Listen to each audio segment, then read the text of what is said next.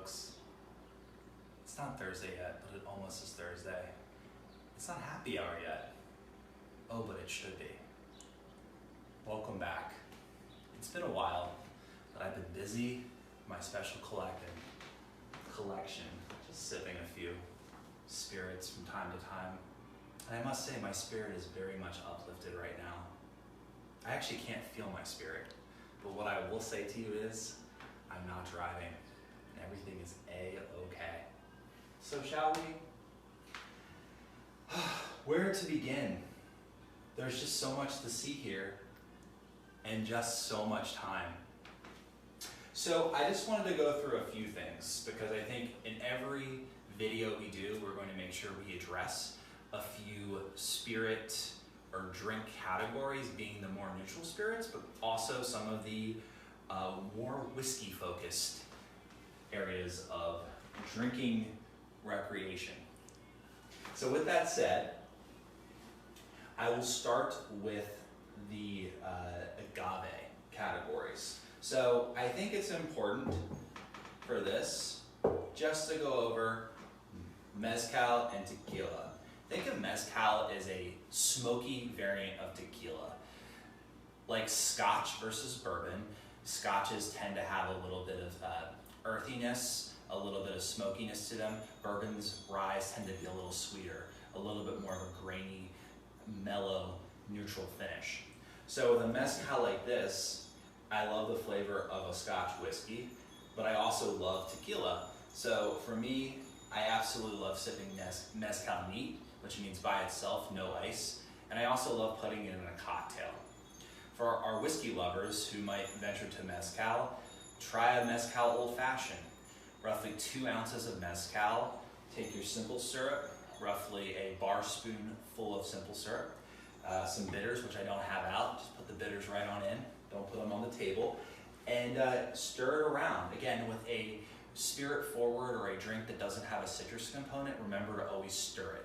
You dilute it with the ice in a stirring glass. You don't have to open up the flavors with citrus and shake it, because it essentially is not necessary to make the drink cool and also for it to taste the way it should. Also, one of my favorite summertime drinks, when I'll be sitting on the porch by myself drinking, possibly talking to myself.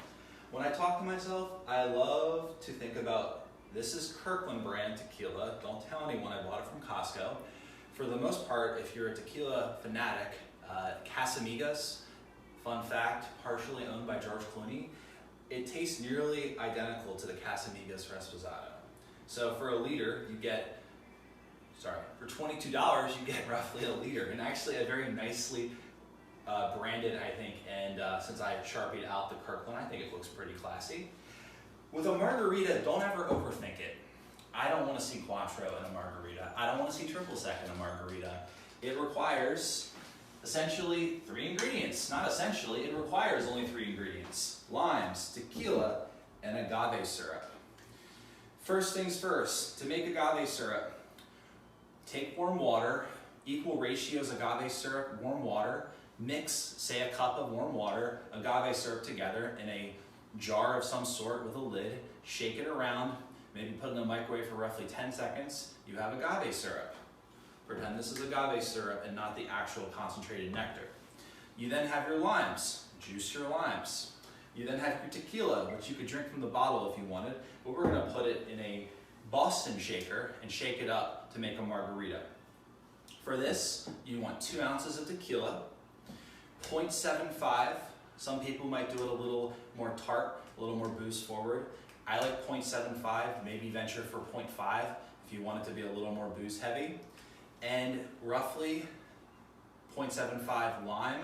My wife appreciates 1 ounce. So let's just go over this again. My recommendation would be 2 ounces tequila, 0.75 agave syrup, and 0.75 lime.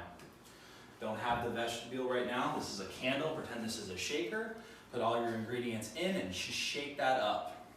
Once it's cold and you've shook it for roughly, let's say 20 seconds, take it off, strain into a glass, and you have yourself a margarita.